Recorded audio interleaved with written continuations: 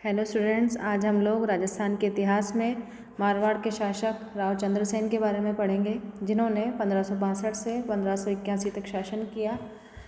जिस प्रकार मेवाड़ के शासक महाराणा प्रताप ने मृत्यु पर्यंत तक अकबर की अधीनता स्वीकार नहीं की, उसी तरह मारवाड़ के शासक राव चंद्रसेन ने भी अपनी मृत्यु पर्यंत तक मुगल साम्राज्य की अधीनता स्वीकार नहीं की और स्वतंत्रता पूर्वक अपने जीवन का संचालन किया। यह मारवाड़ के शासक राव मालदेव के पुत्र थे। उत्तराधिकार अपनी मृत्यु से पूर्व मालदेव के सामने जब उत्तराधिकार का प्रश्न खड़ा हुआ तो उन्होंने अपनी रानी स्वरूपदेव के कहने पर अपने पुत्र राम और उससे एक और उनका पुत्र था उदय सिंह, उनको राज्य से निष्कासित कर दिया और उसकी जगह स्वरूपदेव के चहेते पुत्र चंद्रसेन को अपना उत्तराधिकारी घोषित किया। इस तरह इस उत्तराधिकार के द्वारा मालदेव ने ज्येष्ठता का जो परंपरागत नियम चला आ रहा था उसका उल्लंघन किया और चंद्रसेन को अपना उत्तराधिकारी मनोनीत किया। इस दौरान जो केंद्रीय स्थिति थी दिल्ली की, उसमें काफ़ी परिवर्तन हो रहे थे। शेरशाह की मृत्यु हो चुकी थी और हुमायूं ने अपने राज्य पुनः प्राप्त कर लिया था, लेकिन कुछ ही दिन बाद हुमायूं की मृत्यु हो गई और उसकी मृत्यु के बाद उनका पुत्र अकबर मुग़ल साम्राज्य के शासक बने। मुग़ल साम्राज्य के शासक के रूप में अकबर ने अपनी साम्राज्यवादी नीति और महत्वाकांक्षा के तहत पड़ोसी क्षेत्रों पर अधिकार करने के साथ साथ राजपूताना क्षेत्र पर भी अपनी नज़र डाली और अपनी धार्मिक सहिष्णुता की नीति और वैवाहिक संबंधों की नीति के माध्यम से राजपूताना के विभिन्न क्षेत्रों पर अधिकार करने के अपने प्रयास शुरू कर दिए। इसी दौरान उनकी नज़र मारवाड़ के क्षेत्र पर भी पड़ी। इस तरह की बदलती हुई परिस्थितियों में मारवाड़ में राव मालदेव की जब मृत्यु हो गई तो उनका उत्तराधिकारी चंद्रसेन, जो उनकी मृत्यु के समय सिवाना में था, उसने 31 दिसंबर 1562 को अपना राज्याभिषेक करवाया और मारवाड़ की गद्दी पर आसीन हुआ। तो इस तरह से देखा जाए तो जब मालदेव की मृत्यु हुई, चंद्रसेन ने अपना राज्याभिषेक करवाया, तो उस समय मारवाड़ में अशांति की स्थिति थी, क्योंकि राम और उदय सिंह को राज्य से निष्कासित करके उत्तराधिकार से वंचित कर दिया गया था। तो क्या हुआ कि इस ग्रह अशांति का लाभ उठाकर मुगलों ने जालौर पर आक्रमण कर दिया। तो राठौड़ सेना को विवश होकर मीर जहाँ को, जो मुग़ल सेनानायक था, उसको जालौर का दुर्ग सौंपना पड़ा। इस तरह से राज्याभिषेक के तुरंत बाद राव चंद्रसेन को जालौर के दुर्ग से वंचित होना पड़ा। इसी दौरान मारवाड़ में हमने बताया कि गृह कलह की स्थिति थी। राव चंद्रसेन के भाई राम, उदय सिंह, रायमल इस बात से नाराज़ थे कि किस तरह से राव चंद्रसेन मारवाड़ का शासक बन गया है, तो वह उसके विरुद्ध गतिविधियां करने लगे। धीरे धीरे उन्होंने उसके विरुद्ध षड्यंत्र प्रारंभ कर दिए। सबसे पहले रायमल ने दुनाड़े के आसपास का क्षेत्र जो था वहाँ पर लूटपाट आरंभ कर दी। चंद्रसेन ने एक सेना लेकर रायमल का दमन किया और उसको वहाँ से भगाकर सोजत की ओर बढ़ना आरंभ किया। इसी समय क्या हुआ कि राम ने, जो उनका भाई था, उसने नाडोल में रहकर चंद्रसेन की सेना का मुकाबला करने का निश्चय किया। लेकिन क्या हुआ कि इसी समय जब उसने देखा कि मेरी स्थिति कमज़ोर है तो वहाँ से भाग खड़ा हुआ। इसी दौरान जब राव चंद्रसेन राम और रायमल का शक्ति को कम करने में लगे हुए थे, उनके एक और भाई उदय सिंह ने फलोदी से आगे बढ़कर गांगाणी क्षेत्र पर अधिकार कर लिया, जो जोधपुर के उत्तर पूर्व में लगभग 18 मील की दूरी पर स्थित था।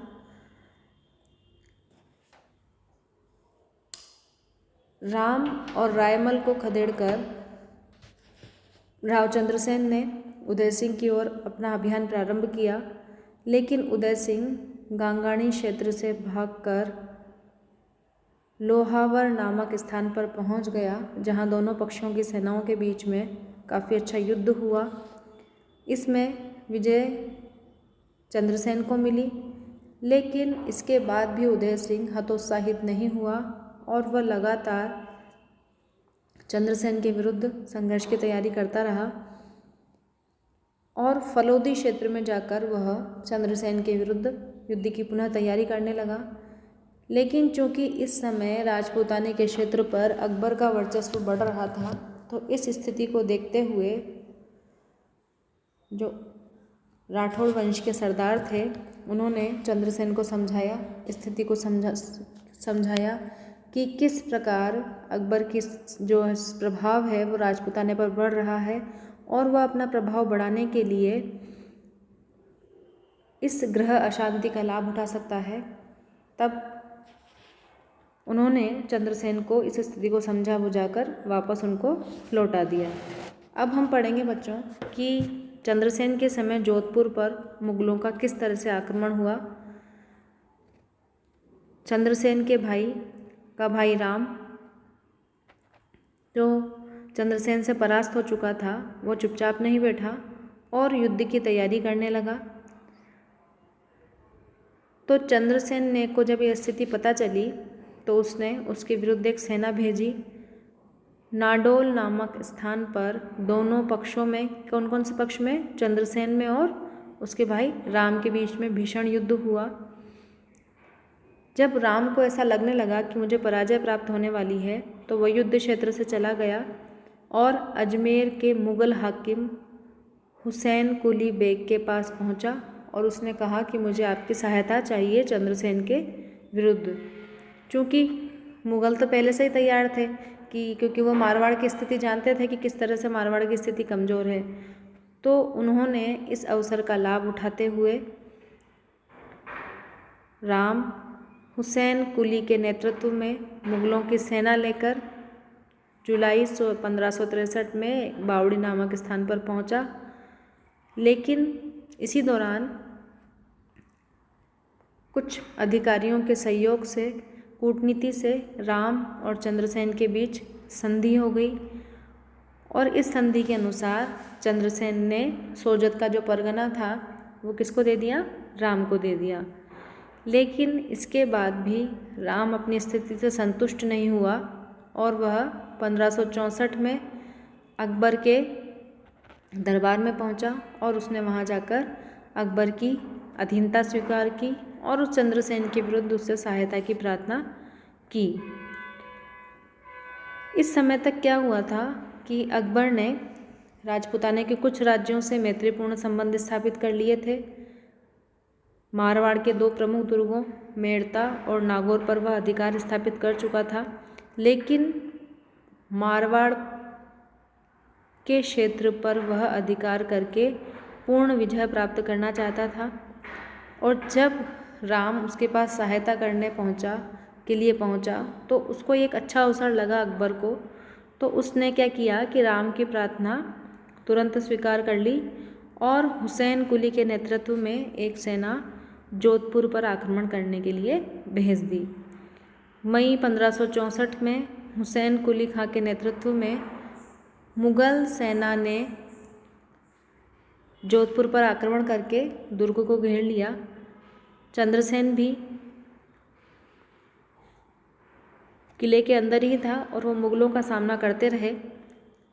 ऐसी स्थिति में क्या किया, चंद्रसेन ने किले के पश्चिमी भाग की रक्षा हेतु जो राणासर नामक तालाब था, रानीसर नामक, उसकी प्राचीर पर कुछ सैनिक तैयार कर दिए।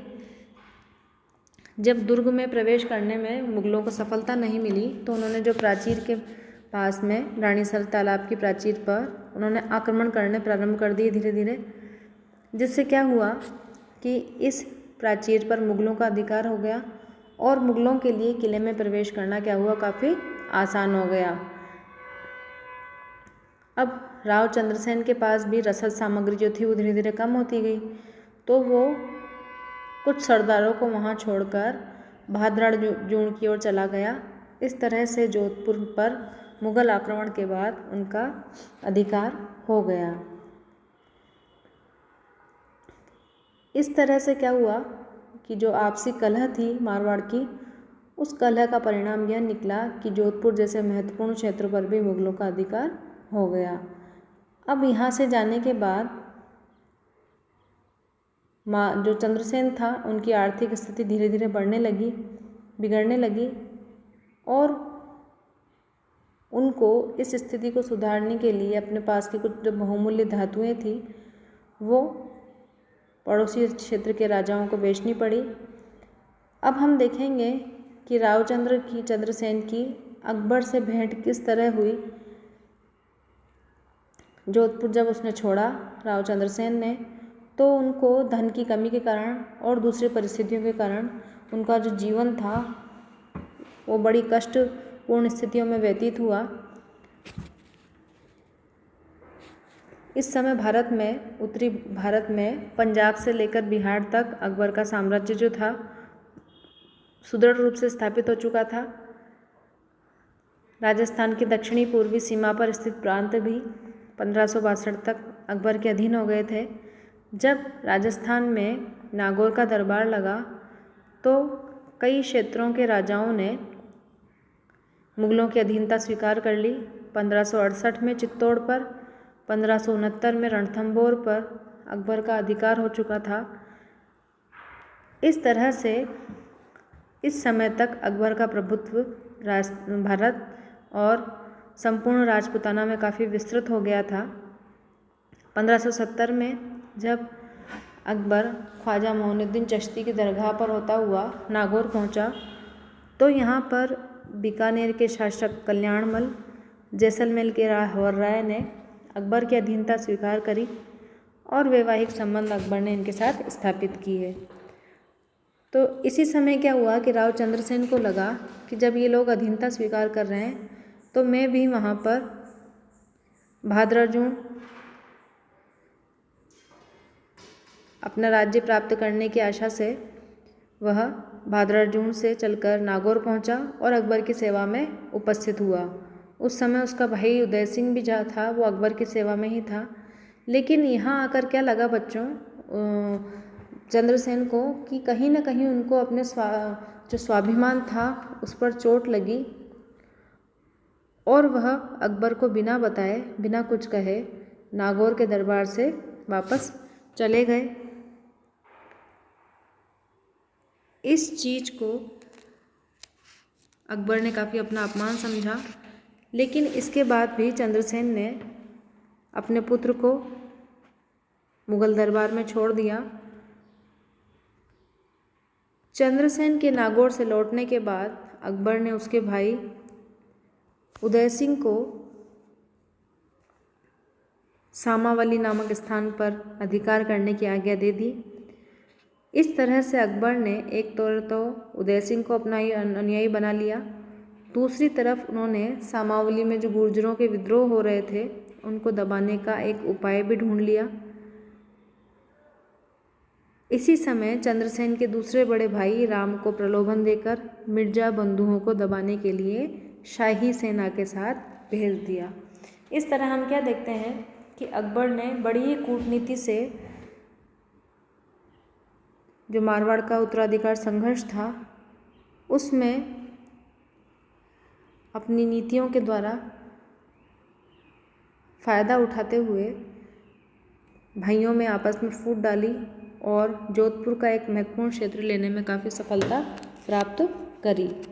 अब अकबर ने अपना ध्यान भादराजून क्षेत्र पर लगाया, जहाँ पर राव चंद्रसेन भागकर चले गए थे। चंद्रसेन अपने पुत्र राय सिंह को अकबर की सेवा में ज़रूर छोड़ आए थे, लेकिन अकबर को यह ठीक नहीं लगा उनका, क्योंकि उसका उद्देश्य भी पूरा नहीं हुआ था और दूसरा वो जब बिना बताए नागौर लौट आए तो चंद्रसेन का यह व्यवहार अकबर को कहीं न कहीं ठीक नहीं लगा, तो अकबर ने निर्देश दिया अजमेर के तत्कालीन सूबेदार खान कला को कि आप चंद्रसेन के विरुद्ध चढ़ाई करो, आक्रमण करो और भादराजून के क्षेत्र पर अधिकार करो। चंद्रसेन का पास इस समय इतनी शक्ति नहीं थी कि वो शाही सेना का मुकाबला कर सके, तो उसने भादराजून से निकला वो और सिवाड़ा की तरफ वो चला गया।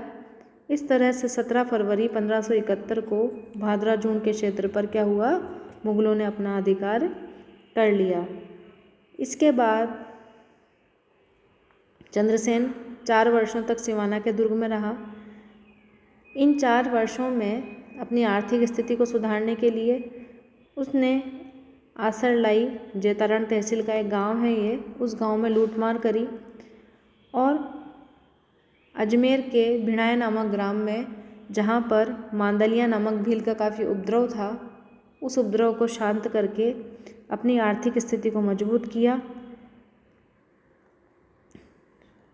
और इसके बाद वह पुनः सिवाड़ा की ओर लौट आया।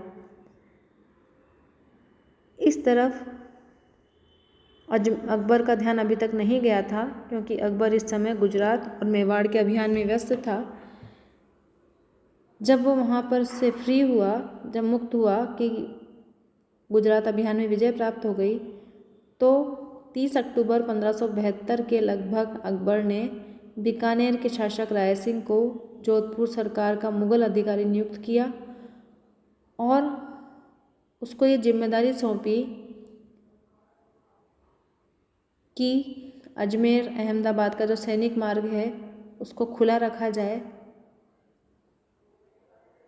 इस तरह से गुजरात की व्यवस्था करने के बाद अकबर ने पुनः चंद्रसेन की ओर ध्यान दिया और इस बार अपना ध्यान सिवाड़ा के अभियान की ओर किया, क्योंकि चंद्रसेन का ठिकाना भी कहाँ था, सिवाड़ा में। इस बारे में हम लोग आगे की क्लास में पढ़ेंगे। इसको आप ढंग से पढ़िए और जहाँ परेशानी होती है वो पूछिए।